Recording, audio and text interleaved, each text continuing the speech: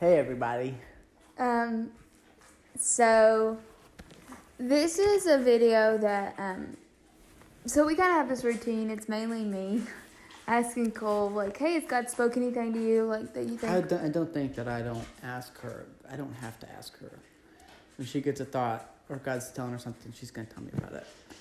And he's more of a person, like, he keeps his conversations with God, not private, but he'll be like, oh yeah, by the way, when I was driving home the other day, I was talking to God and I was just sobbing, and it'll be like 2 weeks later, and I'll be like, what the heck?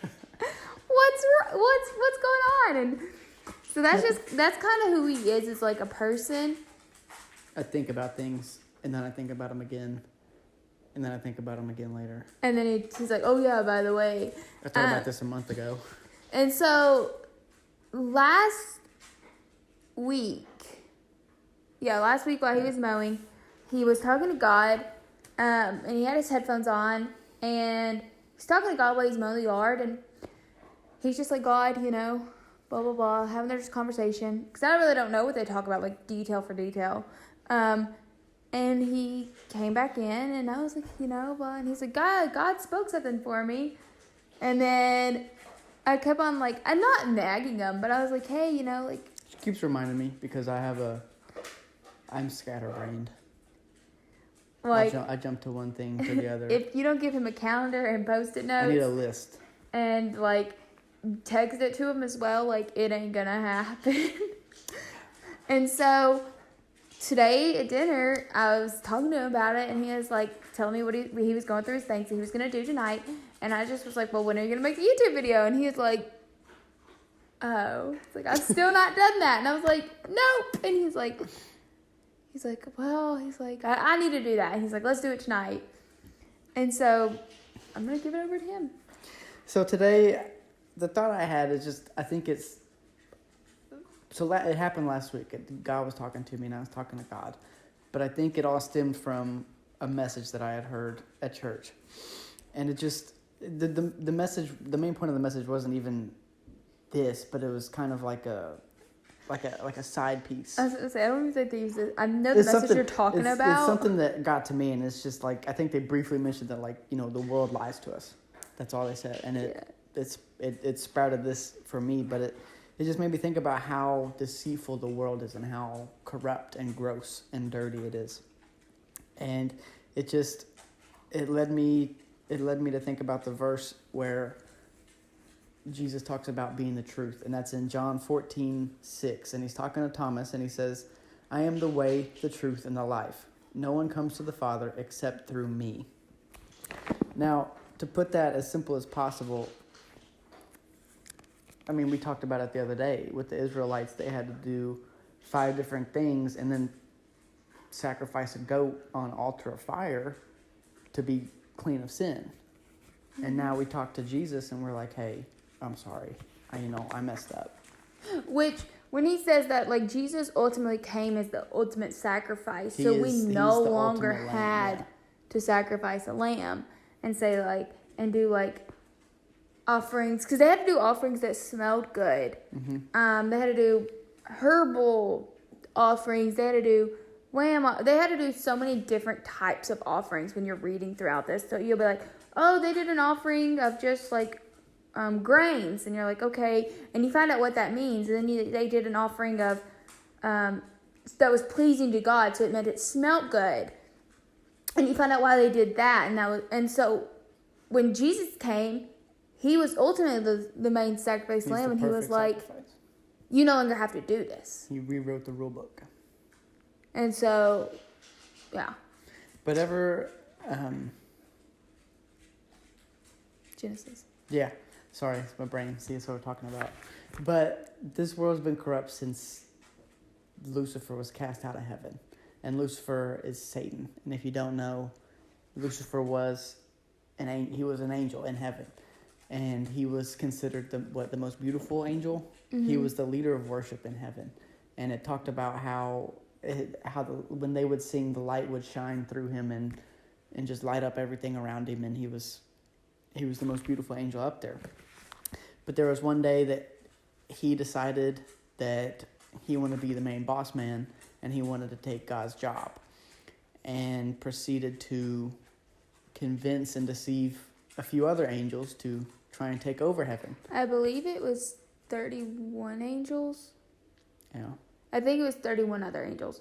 I'd have to do some deep diving. Let me do some research on that, but I believe it was 31 angels. And God was like, no. And then so he sent him, cast him out. That's when he made hell. I think hell was already made. And God knew that was going to happen, is my belief. So God already had a place for him, is my belief. Because I don't think there's a specific, hell was made. I don't think that's, in there. No, but, no, it's not Anyway.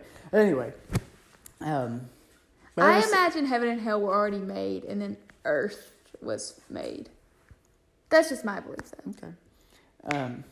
But ever since that day, Satan has been trying to deceive us and trick us and pull us to his side. And if you pay attention to anything that's going on in the world, it's a bit of a mess. But since day one, Satan's been trying to trick us. And it goes all the way back to Genesis. God lays out the rules for the Garden of Eden, and he's talking to Adam. And he says, you can eat from... You can eat from anything in this garden, but you cannot eat from the tree of knowledge of good and evil. And that's his only rule for them. And you got to understand, this Garden of Eden that we were speaking of, it was this perfect place. And that's actually where God intended for humankind to dwell. Yep. He was this is going to be where we hang out. And it was so beautiful. And the animals never tried to attack you. It was just this perfect place of peace and harmony. And then Satan comes in. And he comes in the form of a serpent. And he comes and he says to the woman, Eve, has God indeed said, this is in Genesis 3, has God indeed said, you shall not eat of every tree of the garden? And the woman said to the serpent, we may eat of the fruit of the trees of the garden, but the fruit of the tree which is in the midst of the garden, God has said, you shall not eat it, nor shall you touch it, lest you die. Then the serpent said to the woman, you will not surely die, for God knows that in the day you eat it, your eyes will be opened, and you will be like God, knowing good and evil. Well, so he took the name of the tree and used it knowledge of good and evil. He was you will know and you'll be like God. And she was like, wait, what? So he took exactly what God said. He just twisted it again, like we talked about a couple videos ago, same thing he did with Jesus on the mountain. He took scripture and he just kept on twisting it to fit his perfect agenda. And see, that's where I feel that's where Satan gets a lot of us. He'll take what God has said and he'll twist it to make it sound, what am I trying? I'm trying to say. Make it sound pleasurable. And so one thing is, okay, so God made everything. Satan can't create, but Satan can manipulate. Mm-hmm. So it's it's not a taboo word, but we make it so weird. It's sex. So obviously sex is made for a marriage. It's made for that place. But now we see on the TV shows, sex. Pornography is watched at the highest rate I think it's ever been watched at recently. And more people are watching at a younger age than ever before. And so that's just one prime example. God made something so beautiful and innocent and perfect. And Satan took it and Satan was I'm just going to grab this and manipulate it and twist it and make it dirty. Yep. And he does that with so many other things. The list goes on and on and on of things he does.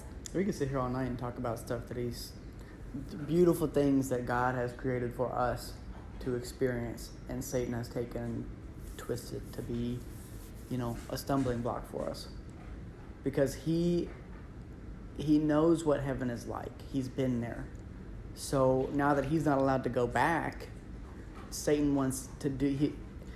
he's willing to, and he will do anything and everything to get us to not go back. Superbook. It's that, it's that cartoon, but I love that show.